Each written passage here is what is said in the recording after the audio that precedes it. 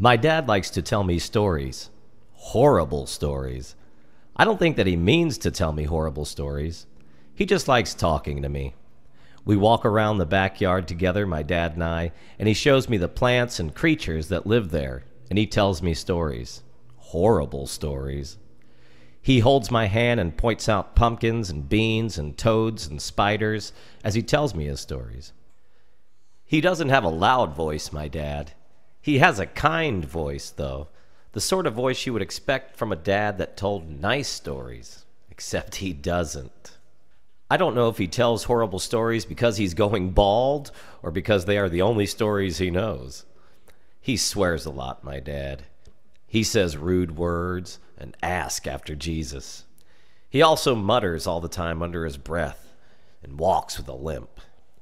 Animals like him, though, and children. He is friendly to the children and animals, and he spends a lot of time with his plants. He plants flowers and creepers and trees and shrubs and vegetables. He doesn't sing when he works, my dad, although he smiles when he is happy, which is most of the time. Except when he injures himself, which is quite often. When he hurts himself badly, normally on his bald head, he swears and says, "Bloody!" and other rude words. He looks angry and his limp gets even worse. He glares and scowls, and you don't want to be near him after this. He keeps working, though, because my dad's dad would have wanted him to. Work is what dad does, and what dad's dad did, as well as tell his stories. I don't think Dad even realizes it, but all of his stories end horribly. They might start out nicely and he'll say, "Ah, that reminds me of a fellow I knew before," telling a story that sounds all fine and dandy, but actually ends in a way that is horrible.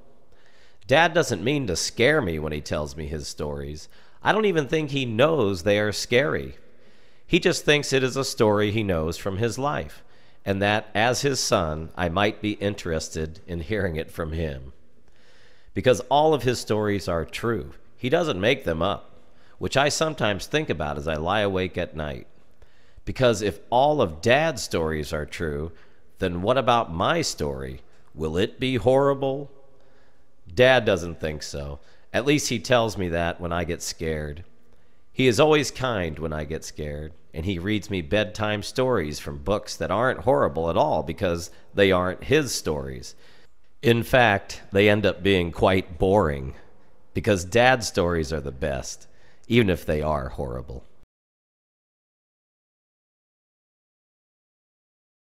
Whenever Dad and I go for a drive in our car and there is a traffic jam, Dad tells this story. I do not know whether he forgets that he has told me the story before, but as we sit there and wait for the car ahead of us to move, he tells it again. "I remember being stuck in traffic once," he would say, "when I was a younger man with a nice head of hair. I was driving up north to Toowoomba to see your mother." "Yes, Dad," I would reply, looking up at him. And from there he would tell me how he would drive through the mountains where the road wound from one curve to another like a snake, and how he would have to go slowly to make sure he didn't run over someone riding a bicycle who was hiding around a bend. One weekend he was off to visit my mother after spending the week teaching children at a school. The traffic seemed to be really slow. Eventually it came to a complete stop, which caused my dad great irritation. "What's this?" cried my dad as he peered ahead. The car crept along in fits and starts, a few meters at a time. This was before mobile phones, so my dad had nothing to do but curse and peer and wait for the traffic to move. 10 minutes went by, and then 20, until finally my dad was able to drive ever so slowly around the bend where he saw a policeman. "Hello, officer." My dad always tried to be polite to policemen, even when he was angry. "Do you know why this traffic is going so slowly?" "I surely do," replied the police officer. "There has been an accident up in front, and you will have to drive around it." Dad bent his neck and peered some more out of his window. The officer was right. A huge boulder had fallen down the cliffs and was blocking the lane Dad was driving in. It was the biggest boulder Dad had ever seen. It seemed bigger than a car.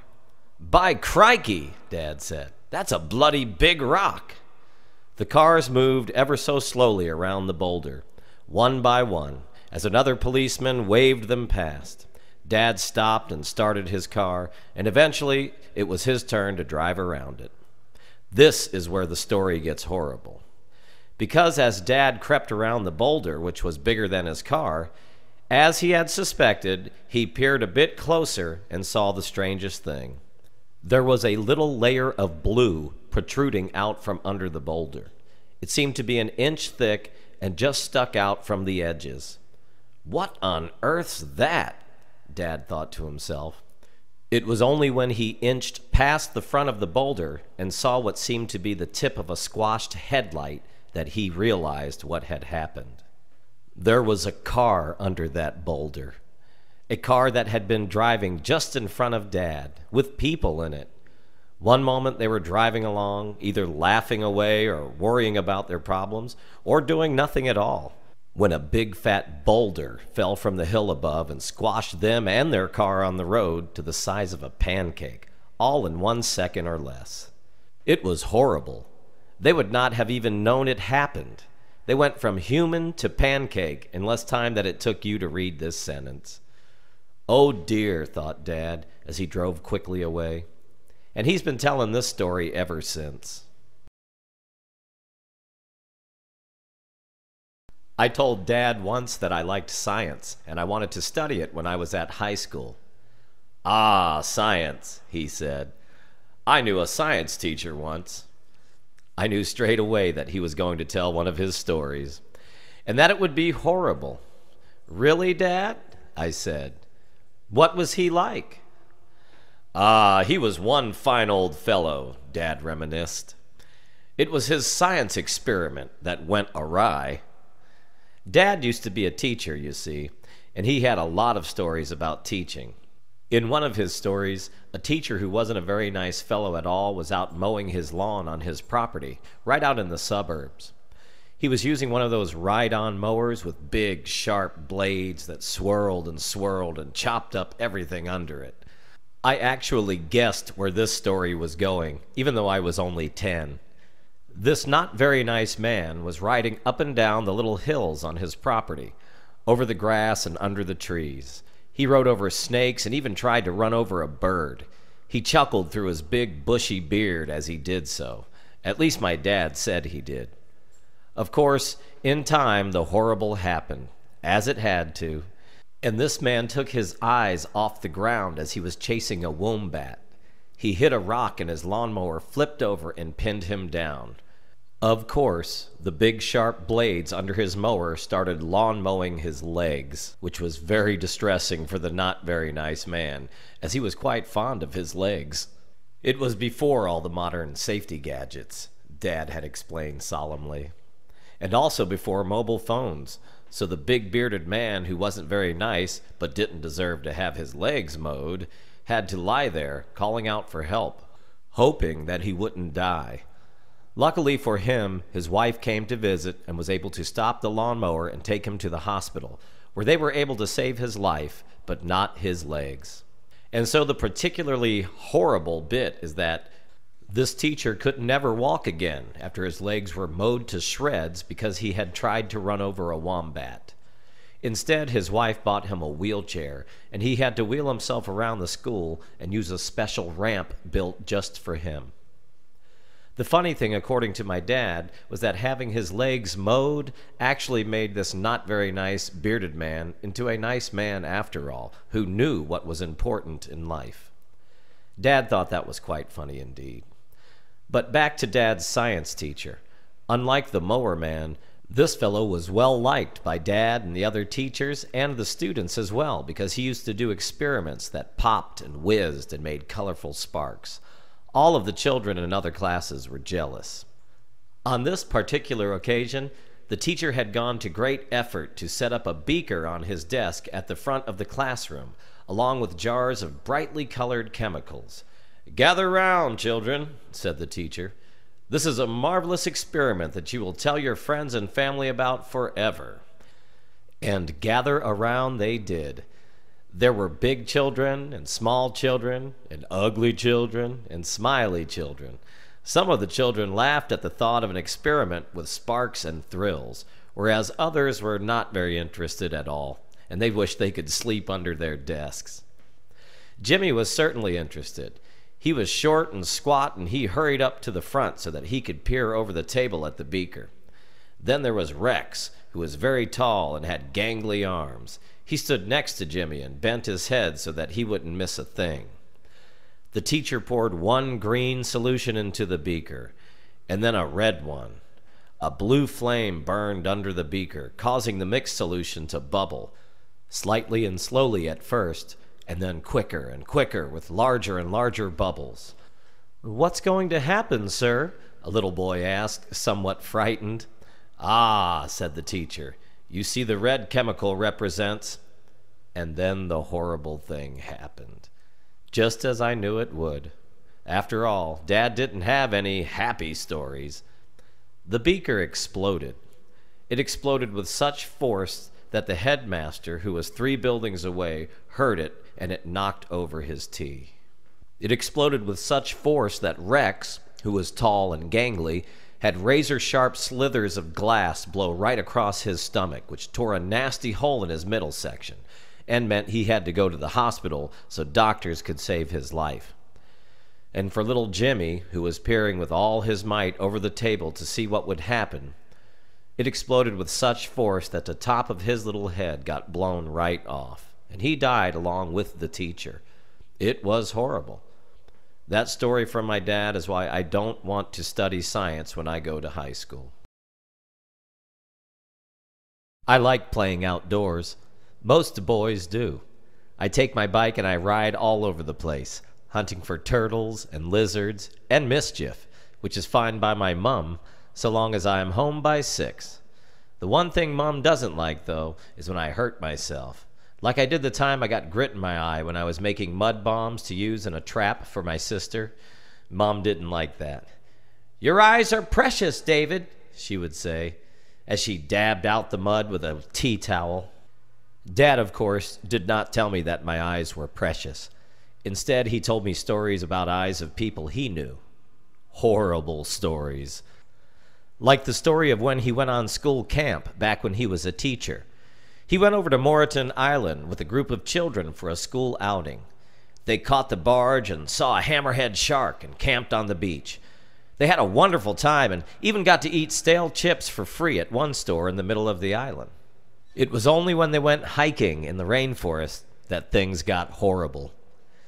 There were leeches everywhere, and although one little boy didn't know it, he got a little leech on his face. No big deal, really. A little leech. They are so tiny you can normally just flick them off with your finger. It was only a big deal because this leech wriggled its way around the side of this little boy's face and into his eye socket as he merrily hiked his way across Moreton Island with his classmates. He didn't even notice it was there. It was so little. The only problem with little leeches is that once they start sucking your blood, which is what leeches do, they get bigger. Normally, that's how you find them, as bloated as a leech. Bloated with your blood, which they have just sucked out of you with their fangs. You then have to get them off, sometimes with salt, sometimes with a little peel and a scream. In fact, always with a scream, because leeches are horrible. But that isn't the horrible part of this story. The horrible part is that the leech had actually managed to wriggle its way around to the back of this merry boy's eye. That's right, the back. And once it was there, the leech then proceeded to do what leeches do. It drank the boy's blood, which made the leech fat, very fat. A fat leech cannot fit very well where a thin leech can. A fat leech cannot fit very well behind a merry boy's eye. In fact, the merry boy became more and more agitated the bigger the leech became, because the leech was by then on the back of this boy's eyeball, right next to his brain. It's not a place that things normally go, especially fat things. But if you think the boy was agitated as the leech got fatter, you should have heard him scream when a teacher told him he could see a leech at the back of his eye, but it was so fat that nobody could get to it. The leech was stuck behind this boy's eye and next to his brain, a fat leech. It was horrible. The screaming boy had to go to the hospital for emergency leech eye surgery. He survived, but it was horrible. That isn't, of course, the most horrible eye story Dad told me. He always has another story. The most horrible eye story involved a boy who was out playing with his friend, and his friend happened to be my dad. Dad and this boy were out playing on the streets of Newcastle, which is where Dad grew up. It was the same park where Dad's sister, Megsy, found half a child's finger on a swing where it had been ripped off. According to Dad, she took it home to her mother in a matchstick box. Her mother was disgusted and threw it away. Horrible. So they were playing, Dad and his friend, in this finger park, having a good time, running about and laughing, tackling each other and bumping into things like healthy children should. It was then that Dad's friend ran past a tree and got poked in the eye by a twig. No big deal. It was just a poke. Nobody likes being poked in the eye, but apart from it being a bit red, Dad's friend was able to keep playing for a while until he declared he wanted to go home, which he did. It was only later that night that he complained to his mother that his eye was a bit sticky and he was blinking all the time. His mother was concerned, as good mothers are, and told her son to sleep on it overnight, and they would go to the doctors in the morning if it was still bothering him. And so Dad's friend went to sleep, like his mother said, and got up in the morning to see if his eye was still bothering him. As it turned out, he was bothered by it in the morning, quite a bit, because his eye had drained out onto a pillow during the night. All he had left was an empty eye sac where his lovely eye used to be. Absolutely horrible. Which is why, according to my dad, it's all in fun and games until someone loses an eye. And it is also why every morning when I wake up, I check to see if my eyes have drained out before I go off to school. You know how it is when you have your hand outside of your car window too far and your father tells you to pull it back in so you don't get hurt? Well, that might be your father, but my father just chuckled and told me a story when I did it. Yes, you can imagine by now what sort of story this might be. Whenever I'm doing something that causes my dad to tell me a story, any story, I stop doing it right away because all his stories are horrible, and I don't want to end up in one of them myself. But the boy in this story didn't have anyone to warn him. He was just a little fellow at Dad's school. They used to catch the bus together, which the boy quite liked, as it was his own dad's bus. So he felt quite important when he caught the bus, this boy. On this one day, the day of my dad's story, my dad and this boy were getting on the bus after school.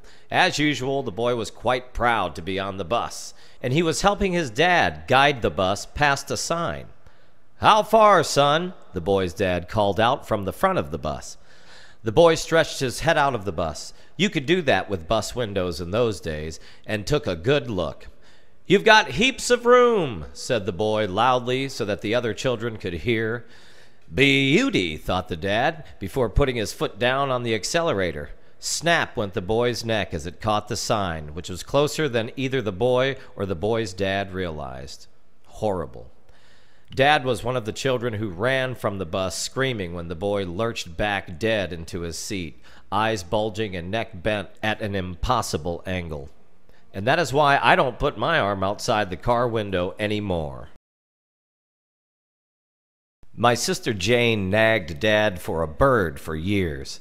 "Can we, Dad?" she would ask. "Can we?" Of course, in the end, we could, because Dad is a good dad. But being Dad, he didn't just go down to the shops to buy a little bird cage. Instead, he built a big cage, an aviary, out of wood and chicken wire. It was magnificent. Of course, we all had to have birds. My brother Robert, who helped Dad build the cage, wanted a turkey and didn't get it. Jane, who didn't help, wanted a peacock. She didn't get that either. In the end, we all got lovebirds. They are beautiful birds, lovebirds. They tweet and jump and fly and hop. You can ask them to sit on your finger, and sometimes they do, just for the fun of it. I had a yellow lovebird. I named him Eats. I didn't know why I named him Eats, but he was mine and I loved him. We used to spend all our time together, Eats and I. at least when I wasn't spending time with my dog, Jacko. Each used to follow me around the cage when I was close and call for a little scratch on his head, which I would give him. He even had some babies, which he cared for and let me hold as they went from pink to bright blue or green or some other lovely color as they got older. Eats raised a family a number of times until he started to look a little old himself, a little disheveled, run down, past his prime. That didn't bother me, though. He was still my friend, and we enjoyed our playtime together every day after school. Except one day when I came home, Eats wasn't there. "Where's Eats?" I cried to no one in particular. My dad heard me from the living room and came out to the back and asked me to sit down. He had a new story, a story from just that day. I was devastated before he began. I had heard Dad's stories before. This one involved Dad taking pity on Eats, who, by this stage, didn't have many feathers and seemed to be getting eaten alive by nits of some sort. "He was just too old, David," he said. "It was for the best." I cried and I cried as I thought of Eats, trustingly jumping on Dad's hand one last time. Dad had wrung Eats' neck to put him out of his misery, which is a constant theme in Dad's thinking, although in his mind it usually involves a brick. It was bad, but it's not horrible as such, I thought. Even in my grief, I could see it was best for Eats, as nobody wants to have no feathers and be eaten alive by nits. What I didn't know, and what came out a couple of years later, was that this wasn't the whole story. With a strange half-grin on his face that accompanies all of his tales, Dad told me what really happened. I had tears in my eyes when I wrung Eats' neck that day, David. It wasn't easy, let me tell you. "No, I wouldn't expect it to have been, Dad," I said. "He was my little mate, and I was very sad." "No, I didn't mean that," said Dad. "The little fellow wouldn't die, so I had to use all my strength to wring his neck. The horrible bit is that his head came off in my hands." You know a story is horrible when my dad admits it is. I can't describe the sheer, gut-wrenching sickness I felt at the thought of my dad ripping my pet's head off with his bare hands to put him out of his misery. That is why I have since declined any of Dad's suggestions that anyone or anything be put out of its misery, especially with his help. One consequence of listening to Dad's stories all my life is that I do not see things the same way another child does. I tend to see the funny side first. On the day of this story, I was in my little house on my little street where my family and I spend most of our time. Dad was cleaning, which he does every now and then, to put everything in order and to turn the lights off. He hates us wasting electricity. So Dad was going from room to room, humming and cleaning and turning lights off, when he came to a desk in my mom's study. On the desk was one of those big bill spikes that people can spike their paper bills onto one by one, where they stay until the bills are paid. Now, Dad didn't think anything of this bill spike, because at that stage, he didn't know he was in his own story. If he had known, he might have been more cautious, but he didn't. And so, spotting a dollar coin on the floor next to the desk, Dad bent over with all his might to pick it up. All of his might. With all of his might, which is considerable, Dad bent right down towards the desk. Unfortunately for Dad, he didn't quite calculate the distance between his balding head and the bill spike. Perhaps because Mom had cut his eye with the corner of a map on their trip to New Zealand when she was trying to navigate. Whatever the reason, his head hit that bill spike with lots and lots of force. So much force that if the bill spike had hit his eye, it would have gone into his brain, and, to use his words, put him out of his misery. It didn't, though. It hit him right in the forehead, just under his bald patch. This was quite a shock to my poor old dad, who was not used to being in his own stories in this way, after all. "Ah!" he cried in horror, because it was quite horrible having a bill spike stuck in your head. "Ah!" he cried again as he stood up with the bill spike lodged in the bone of his skull. "Ah!" He cried as he ran through the room in even greater distress, as all he could see was a telephone company bill hanging off the spike right in front of his eyes. Ah! He cried one last time as he ran past the rest of us and down the hallway, not knowing really what was happening to him after all, at least until the bill spike fell out of his head. Yes, it was horrible. But to me, as a little boy who had heard enough stories like that to think them normal, it was horrible, but funny too. Especially when he ended up fine, except for a little scar and a bill spike-sized dent in his skull. Perhaps I have finally turned to my dad, because now it's my story, and I've started telling it to everyone who will listen, with a little smile on my face, including to you.